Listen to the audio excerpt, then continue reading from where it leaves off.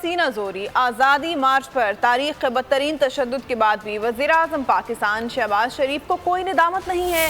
عمران خان کی جانب سے دھرنا نہ دینے کا بھی کوئی خیر مقدم نہیں، الٹا عمران خان پر برس پڑے۔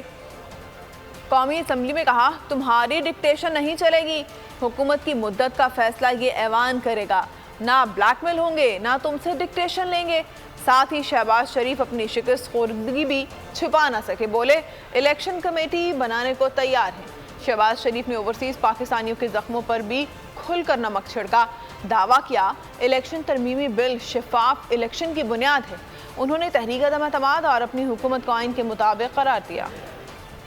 وگت تاریخ کو اگر دوبارہ دہرانے دیا گیا ہم پھر ہاتھ رہ جائیں گے اور کچھ نہیں بچے گا۔ میں نہ مانوں اور پھر بندوق اٹھا لوں۔ پرسوں لاہور میں جو اسلحہ جو پکڑا گیا تھا وہ کس کام کے لیے تھا؟ وہ اسلام آباد آ رہا تھا۔ جناب اسپیکر، میں یہ بات واضح کر دینا چاہتا ہوں اس جتھے کے سربراہ کو کہ تمہاری ڈکٹیشن نہیں چلے گی، یہ ہاؤس خود فیصلہ کرے گا۔ ہمیں شفاف الیکشن کرانے ہیں، کب کرانے ہیں یہ ایوان فیصلہ کرے گا۔